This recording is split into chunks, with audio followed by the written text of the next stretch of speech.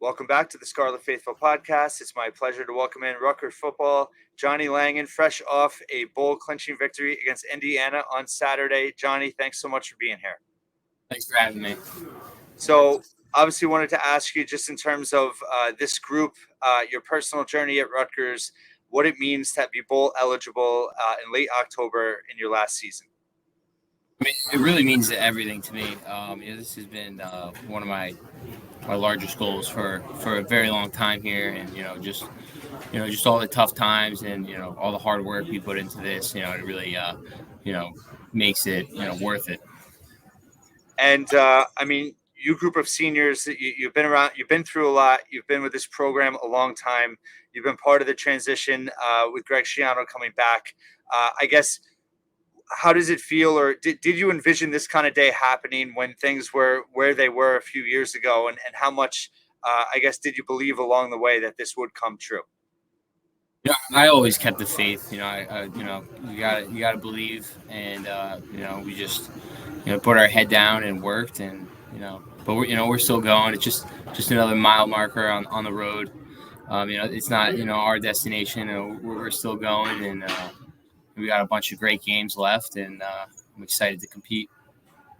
And one moment that sticks out to me is in 2020 when you beat Purdue and you had that great game at the end, and you had that great saying, "Here comes Rutgers football." Yep. How much did that mentality for you and kind of spread with the other guys? How important was that to kind of make your mark and kind of change the narrative and the mentality of the team in the Big Ten? I mean, that game was that was a special night for me. Just the way that all transpired, and the way we that 4-minute drive at the end of the game was pretty legendary. But yeah, that was definitely a big step for our program.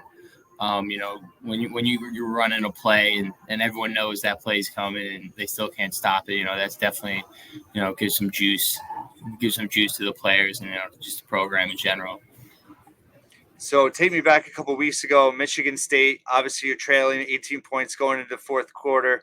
Was there anything that was said amongst the team, or was it just was it very much the mantra of keep chopping, and was it kind of something that your team is prepared for going through the adversity you've gone through? Absolutely. I mean, that game, it was really just what we're all about, what we're prepared for, the whole year, whether it's mat drills or, in the weight room, that keep chopping mentality. We were just prepared for that moment. That's the type of stuff that, we thrive in. And obviously your own journey, you've played pretty much, you've done everything on offense other than I think snap the ball. How has it been in terms of being adaptable and learning so many different roles and being able to be successful in so many different roles? Yeah, I mean, I just feel like I'm just an overall football player. I'm just a huge fan of the game in general, and just being able to do all these different things, be able to play all these different positions. That's just a lot of fun for me, to be honest. And when you enjoy what you're doing, it makes it a lot easier to just get down to the gritty parts of it and just go to work every day. And how much of an emotional lift has it been to have Reggie Sutton back? Obviously, a tremendous story with his injury recovery and now starting at right tackle.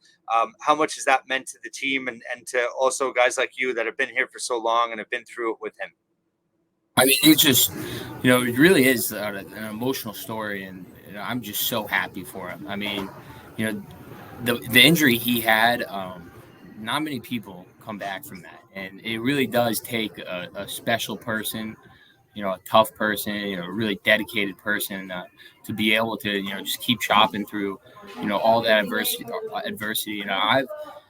I've seen that man in the training room for 2 years, just inch by inch, day by day, just getting, a fraction of a percent, better every day. But he just kept coming and kept bringing it. And, finally, like him being able to get back on the field and really play for us, I'm just so happy for him.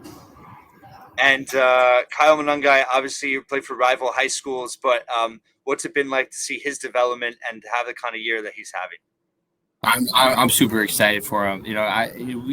We all kind of saw it coming. He the way he just attacks every day. He's just a warrior, like a real throwback, gritty, just football guy, and just being able to really watch his whole progression from high school onto having just a unreal season this year. It's just a pleasure to be a part of it and be able to watch it. So obviously, Kirk Shaka, first-year offensive coordinator, the offense has taken several steps forward this year.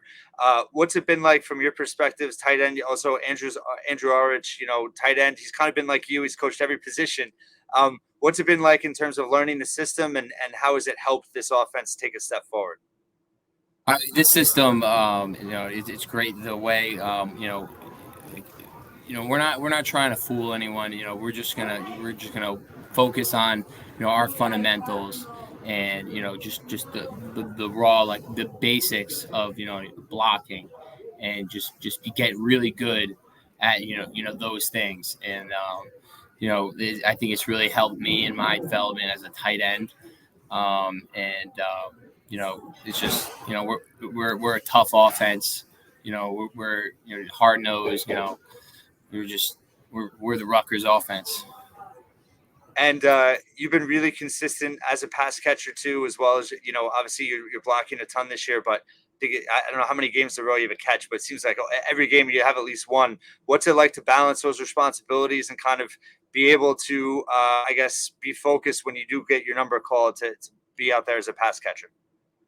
Well, I mean that's life as a tight end. I like to say, tight end. As the next quarterback, tight end is the second hardest position on the field. Because when you're in the trenches, you're blocking dudes that are bigger than you, and then when you're trying to get open, you're running routes against guys that are faster than you. So it's all comes down to technique and just studying and just knowing exactly how to get open and where to be.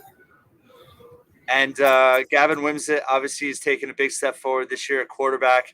I guess what's changed in terms of his? It seems like just from the outside looking in, his command of the huddle of the offense is just a lot better, and he has a lot more poise. How much confidence has he brought to the offense as a whole?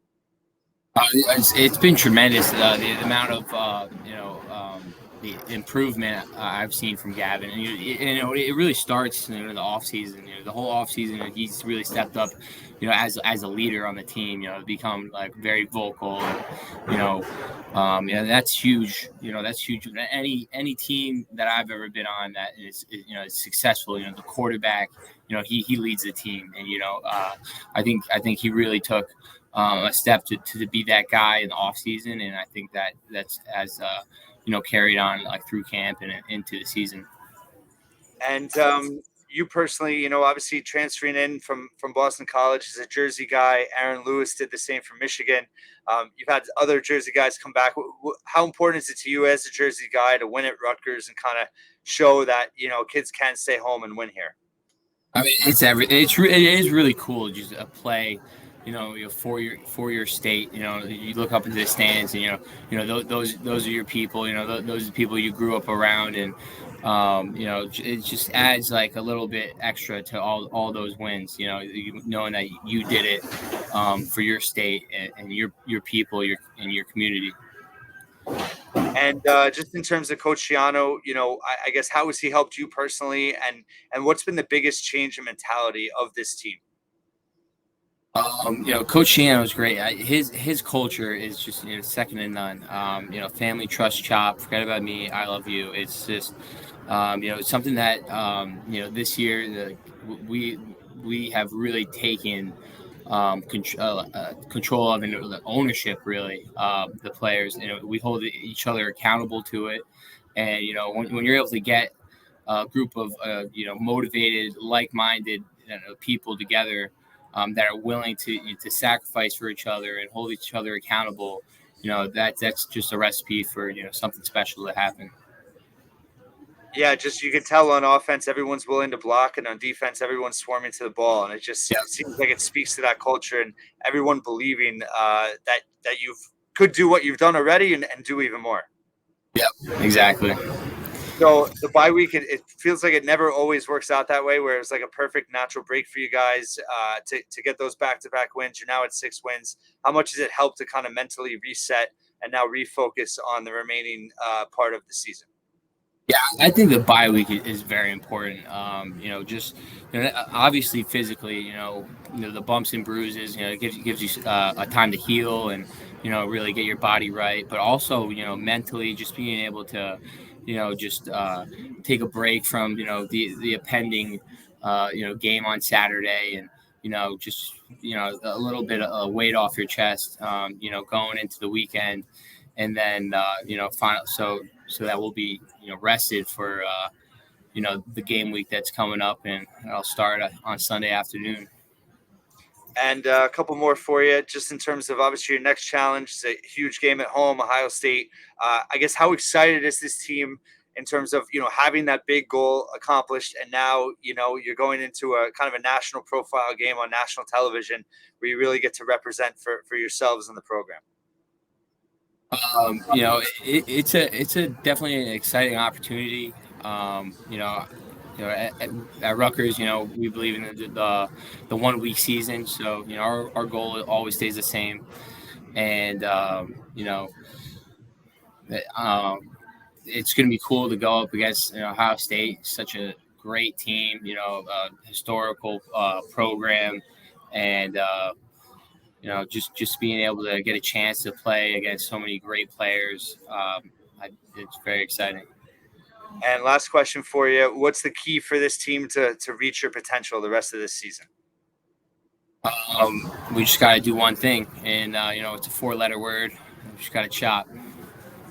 Johnny Langan, appreciate all your time. Congratulations on earning bowl eligibility, and Rutgers fans are excited to see what this team can do the rest of the way. Best of luck the rest of this season. Thank you. Thanks for having me.